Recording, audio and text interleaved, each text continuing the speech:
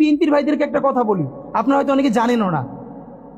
পৃথিবীতে দ্বিতীয় ইতিহাস আছে কিনা মান্না ভাই জানলে বলবেন, আমি ভাইয়ের কাছ থেকে শুনতে চাইব। জিয়াউর রহমান তো একজন সামরিক শাসক ছিলেন। একজন সামরিক শাসক সামরিক ফরমান জারি করে দেশে গণতন্ত্র ফিরেছে, পৃথিবীতে এই নজির নাই যেটা জিয়াউর রহমান করছেন।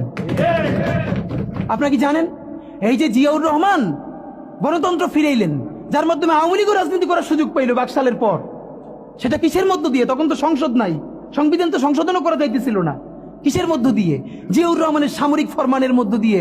পৃথিবীর একমাত্র একজন সামরিক শাসক যিনি ফিল করলেন না সামরিক পন্থা দিয়ে করা যাবে না, গণতন্ত্রে ফিরতে হবে। এবং দেখেন হাসিনারে এবং আওয়ামী লীগের চরিত্রটাই হলো এরকম, এর যে একটু ভালোবাসে তারই সে হত্যা করে।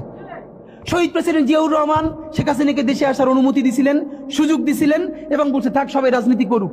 আসার 1 মাসের মধ্যে জিয়াউর রহমান শহীদ হয়ে গেছে, 13 দিনের মধ্যে। এবার দেখেন এই যে আমরা এখন যারা সবাই করতেছি, সুতরাং এটা একটা বিষ। এই বিষের সাথে আমরা কিভাবে লড়াই করব? জাতীয় ঐক্যমত্য তৈরি করতে হবে। সুতরাং পলিটিক্যাল পার্টি এবং সবার প্রতি একটা কথা, প্লিজ আপনারা বিএনপিকে শতভাগ কর্নার করে দিন না।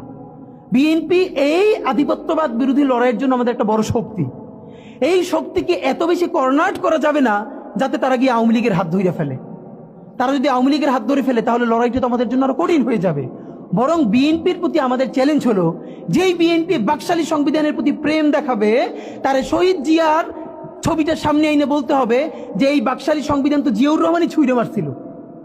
বেগম জিয়া বলেছেন এই সংবিধানকে ছুঁড়ে ফেলা হবে। এখন বেগম জিয়ার চেয়েও নতুন বিএনপি আসছে, বেশি প্রেমের বিএনপি।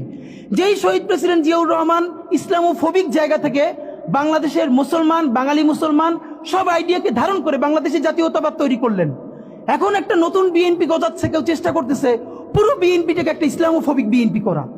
এ কি ভাই? ইসলামোফোবিক বিএনপি সে কোথায় যাবে? সে কি দিল্লি যাইতে চায়? আমাকে আমাদের বিএনপির এক আপা টকশোতে বলল, আমসি তিনি লজ্জায় মরে যান, একটা মেয়ে কিভাবে এরকম একজনের বাসার সামনে বকাঝকা করতে পারে। তার মেয়ের সামনে তিনি এখনো যদি ধমক দেন মেয়ে কান্না করে ফেলবে, আর তার মেয়ের বয়সী মেয়েরা রাস্তায় এসে তারপর এরকম গালিগালাজ করতেছে একজন বয়োবৃদ্ধ মানুষকে। মানে মনে চায় কি, মাঝে মধ্যে মনে চায় আপনি কিছু বলবেন না, চক্ষু বন্ধ করে থাকবেন। মানে আমি উঠে বলবো করে যে আপনার এই মেয়ে ঠিকই তো আছে, ও তো জুলাইতে রাস্তায় নামে নাই। যেই মেয়ে গালিগালাজ করে ও তো জুলাইতে নামে ওর ঘর সংসার হারানোর পালা হয়েছে। একটা মেয়ের স্টেটমেন্ট দেখছেন, একটা মেয়ে বলতেছে যে আমি তো ইন্টার ফেল, টাইনে টুইনে পাস করছি, আমি কোটা মোটা দিয়ে কি করব। কি ভীষণ সত্য উচ্চারণ, বলতেছে এই কোটা দিয়ে আমি কি করব, আমি তো টাইনে টুইনে ইন্টার পাস করছি, আমি ফেল করছি, আমার কয়দিন পর বিয়ে হয়ে যাবে। কিন্তু আমার ভাইয়ের রক্ত দেখে আমি জানতে পারি না, আমি রাজপথে নামে আসছি। তা